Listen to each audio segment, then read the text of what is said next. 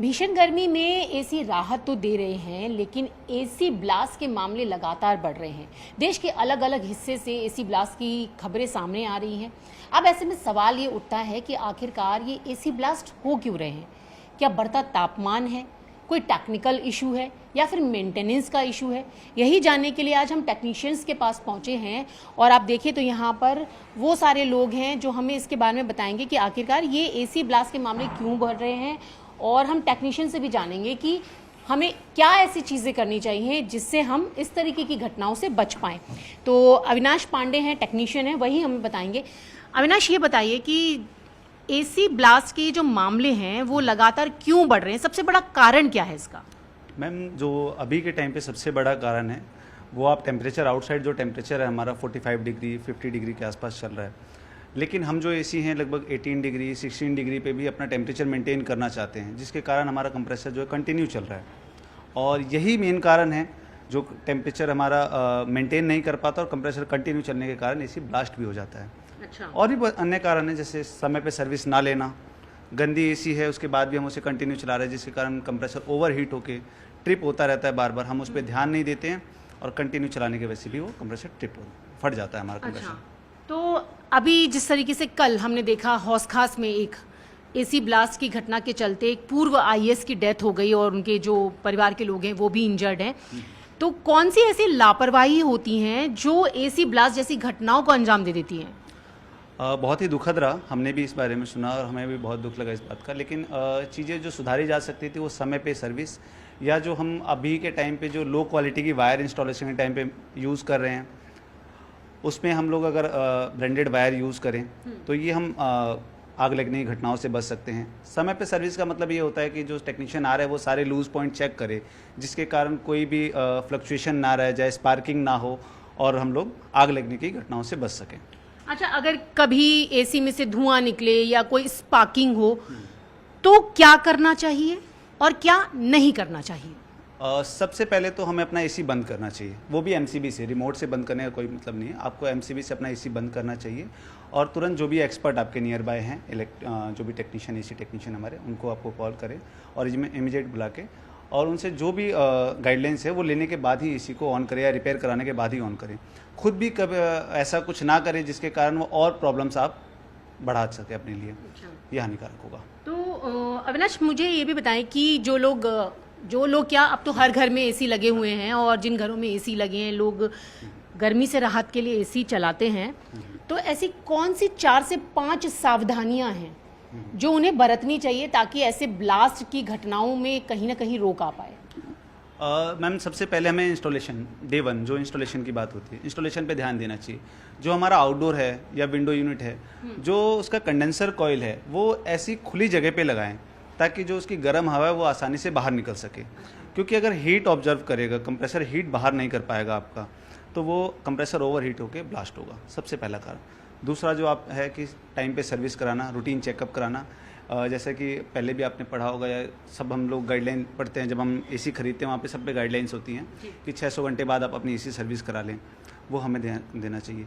और as a machinery हमें उसे भी थोड़ा सा रेस्ट देना चाहिए।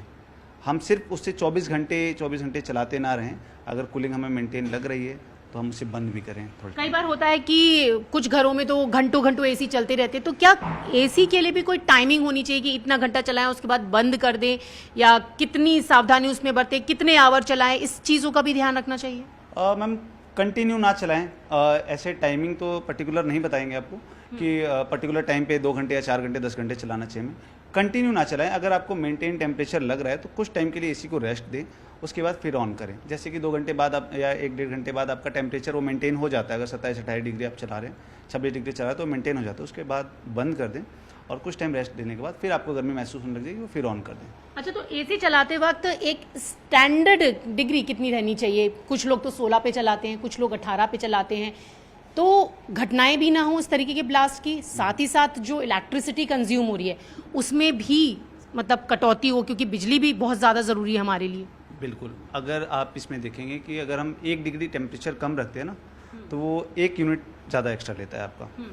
अगर हम गवर्नमेंट गाइडलाइंस से चलें या फिर जो नॉर्मल गाइडलाइंस होती हैं कि एसी में कितने पे चलाना चाहिए, तो 24 डिग्री अच्छा। और ये ह्यूमन बॉडी के लिए भी ठीक है और एसी की बॉडी के लिए भी ठीक है।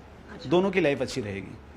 इसमें क्या होता है कि हम जब बहुत ज़्यादा ठंडक की भी महसूस करते हैं देते हैं, अगर 45 डिग्री से आप एकदम से आप 18 डिग्री में एंटर कर रहे हैं तो आपकी बॉडी वो नहीं अच्छा, ट्रांसफॉर्म तो हो मतलब पाती। 24 डिग्री पर चलाएं तो वो सही है उसके लिए, बिजली के लिए भी और आपके लिए भी। आप इससे ज़्यादा भी चला सकते हैं, जी। 26 डिग्री पे भी चला लें, बहुत अच्छा है टेम्परेचर 26 डिग्री का। लेकिन अब हमें बहुत ज़्यादा ठंड की आदत है, लोगों को क्या है कंबल ओढ़ के सोना है। जी। आप एसी अपने कंफर्ट के लिए चलाएं, बिल्कुल शिमला बनाने के लिए ना चलाएं उस चीज़ को, है ना। तो शिमला बनाने के लिए ना चलाएं। अच्छा, मैं अविनाश यहाँ पर देख रही हूँ कि एक एसी है। अब इस एसी से आप थोड़ा हमको डेमो कर बता दें कि क्या चीज़ कैसे होती है और क्या सावधानियां बरतनी चाहिए, चूंकि आपने बता दिया। एक सवाल मेरा और भी है कि लोग सर्विस कराए बगैर भी एसी का इस्तेमाल करते हैं, और कई बार क्या होता है कि शुरुआत में तो कंपनी से करवाते हैं, बाद में किसी लोकल से करवा लेते हैं। क्या इन सब का भी असर पड़ता है? बिल्कुल असर पड़ता है मैम। आप सर्टिफाइड टेक्नीशियंस के साथ जाएं। आप जब अपने ब्रांड को छोड़ रहे हैं तो इस किसी ऐसे ब्रांड पे जाएं, किसी ऐसे सर्टिफाइड ब्रांड पे जाएं जिसके पास स्किल्ड टेक्नीशियन हो, जो आपको आज सर्विस भी दे और आगे चलने की वारंटी भी दे, गारंटी भी दे। और दूसरी चीज़ कि वो जो सारी एसओपी होती है रिपेयर करने की, वो सारी फॉलो करें। ऐसा नहीं है कि किसी भी रोड साइड टेक्नीशियन से आप काम करा रहे हैं और फिर उसका हर्जाना आपकी एसी और आप भुगत रहे हैं। कई बार क्या होता है कि गैस चली जाती है तो गैस भरवाने के लिए हमने बुलवा लिया, तो क्या गैस में से भी इस तरीके के ब्लास्ट पर असर होता है? क्या गैस कौन सी होनी चाहिए, क्या होना चाहिए, क्या होना चाहिए? ये सर हमारे बताएंगे, ये गैस के बारे में काफ़ी एक्सपर्टीज रखते हैं। अच्छा, तो ये बताएं कि गैस कौन सी भरवानी चाहिए, या फिर जो ब्रांड हम यूज कर रहे हैं वहीं से भरवानी चाहिए, या लोकल से भरवाना, क्या वो भी ब्लास्ट का एक बड़ा कारण हो सकता है? देखिए, गैस लीकेज का जो ब्लास्ट का ये बहुत बड़ा कारण हो सकता है। दो तरीके की गैसें होती है मार्केट में, लोकल और जर्मन, दो तरीके की होती है ना। कुछ गैस फ्लेमेबल होती है, कुछ नॉन फ्लेमेबल होती है ना। तो लोकल टेक्नीशियंस क्या करते हैं, जो गैस रिफिल करते हैं वो एलपीजी मिक्स गैस आती है, जिससे हम लोग एलपीजी घर में खाना बनाते हैं। हालांकि एसी में यूज़ नहीं करना चाहिए, खाना बनाने का काम है तो वहीं यूज़ करना चाहिए उसको, है ना। लेकिन लोकल टेक्नीशियंस क्या करते हैं, कुछ पैसों की बचत के लिए, वो पैसों के लिए ये लगा लीजिए, अगर गैस 1500 रुपये kg की कहीं मिल रही है तो वो गैस 750 रुपये किलो की मिल जाती है। 50% वो लोग बचत करते हैं वहाँ पे टेक्नीशियंस। अब वो क्या करते हैं, एलपीजी गैस मिक्स करते हैं। अब वो क्या हुआ कि अगर उन्होंने गैस रिफिल कर रहे हैं, बाय द वे गैस कहीं से लीकेज कर रही है और शॉर्ट सर्किट वहाँ पे हो रहा है, तो वो फ्लेमेबल गैस है और वो शॉर्ट सर्किट हो रहा है, वो सबसे बड़ा कारण हो सकता है। यानी कि एसी के लिए अलग गैस है और उसमें अगर एलपीजी मिक्स होगी तो ब्लास्ट के चांसेस बढ़ जाते हैं। बिल्कुल बिल्कुल बिल्कुल। अच्छा, तो आप एक बार हमें बताएंगे कि किस तरीके से होता है, और अगर ये मैं देख भी रही हूँ कि एक एसी रखा हुआ है और ब्लास्ट की घटनाएं बढ़ रही हैं, तो आप थोड़ा अगर हमें इस पर डेमो करके बता दें। तो जी आपको बताता हूँ। देखिए, ये हमारा विंडो एसी है ना। और जनरली स्प्लिट एसी जो होता है 2 पार्ट में होता है, विंडो हमारा सिंगल पार्ट में होता है। विंडो एसी में अगर कुछ प्रॉब्लम होती है हमें, अगर विंडो एसी में कोई प्रॉब्लम होती है तो मोस्ट चांसेस ज़्यादा है कि हमें इसमें इसकी जो प्रॉब्लम है वो जल्दी से फाइंड आउट हो जाती है, या जो यूज़र है, कस्टमर है, उनको पता चल जाता है कि मेरे एसी में प्रॉब्लम आ रही है, क्योंकि इसका इनर यूनिट और आउटर यूनिट दोनों एक साइड में लगा रहता है। आप एक बार समझा दें, मैं ये भी समझना, आप समझाएं मुझे। मैं ये भी दिखाना चाहूँगी, और विजय राकेश नेगी जी से कहूँगी कि वो आपको बारीकी से दिखाएं इस डेमो को, कि आप समझ सके कि जो एसी के अंदर की क्या टेक्निक्स होती है और कैसे ब्लास्ट उनसे हो सकता है। ठीक है, मैं बताता हूँ। आप देखिए, ये एसी हमारा है, यहाँ पे हमारा पीसीबी बोर्ड होता है, ये पावर सर्किट बोर्ड होता है ना, मदरबोर्ड होता है एक तरीके का। और ये हमारा कंप्रेसर है। कंप्रेसर के पास में यहाँ पे हमारा जूम करके दिखाइए, यहाँ पे टर्मिनल होता है। मोस्टली चांसेस यहाँ से शॉर्ट सर्किट होने के होते हैं। अगर एसी हमारा बहुत पुराना हो रहा है, 4 साल 5 साल अगर पुराना हो रहा है, बार बार प्रॉब्लम क्रिएट कर रहा है, तो हमें चांसेस इसको रिप्लेस कर लेना चाहिए एसी को, अदरवाइज वो ब्लास्ट के चांसेस बहुत ज़्यादा बढ़ जाते हैं। अच्छा। अब ये जैसे हमारे पास गैसें हैं, ये हमारे पास एलपीजी मिक्स गैस है, इसकी मैं डेमो दिखाऊंगा आपको अभी। अब अगर मान लीजिए कि इस हमारे कंप्रेसर के अंदर हमारी गैस भरी हुई है, एलपीजी मैक्स, हम लोकल गैस इसमें रिफिल कर रहे हैं। अगर हम इसको देखते हैं, अब मैं आपको डेमो करके दिखाता हूँ। अगर ये मिक्स गैस है,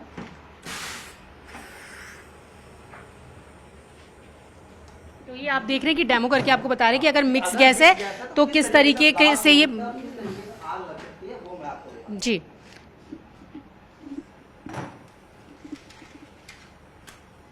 ये देखिए, ये फ्लेमेबल गैस है, और ये देखिए किस तरीके से फ्लेम बन रहा है यहाँ पे, ये देखिए जी। और बहुत ही गंदी सी इसमें स्मेल भी आ रही है ना। तो ये हमारी मिक्स गैस, ये मिक्स गैस है, तो ऐसे में ये फ्लेमेबल है और आग लगने की ज़्यादा चांसेस है। तो निष्कर्ष ये है कि हमें कोई भी सर्विस है, गैस रिफिल की अगर लेनी है सर्विस, तो हम किसी सर्टिफाइड टेक्नीशियन से ही ले या किसी कंपनी से ले। अच्छा, एक सवाल और है कि विंडो एसी ज्यादा सक्सेसफुल होते हैं या फिर स्प्लिट?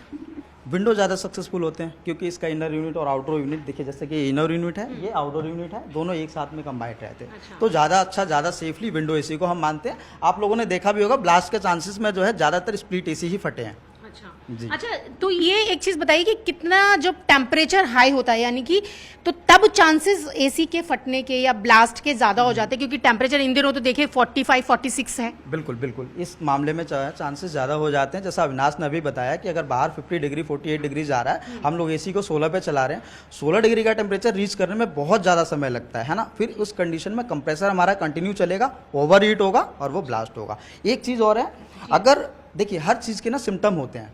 अगर हमें बुखार है तो हमें ठंड लगेगी, शरीर में दर्द होगा। एसी के क्या सिम्टम होते हैं? एसी के सिम्टम ये हैं कि अगर इसमें गैस लीकेज है, कूलिंग नहीं कर रहा है, और इस तरीके की अगर कोई बार बार एमसीवी ट्रिप कर रही है, तो इस कंडीशन में बार बार हमें एसी को नहीं चलाना चाहिए और हमें कोई भी अच्छा मैकेनिक बुला के उसे चेक कराना चाहिए। तो ये टेक्नीशियंस ने बताया कि किस तरीके से हमें एसी का इस्तेमाल करना चाहिए, और साथ ही साथ एसी ब्लास्ट जैसी घटनाएं जो हो रही हैं, तो इससे पहले एसी आपको कुछ सिम्टम्स भी देता है कि इस तरीके की घटनाएं हो सकती है, तो उसको भी ध्यान में रखना बेहद ज़रूरी है।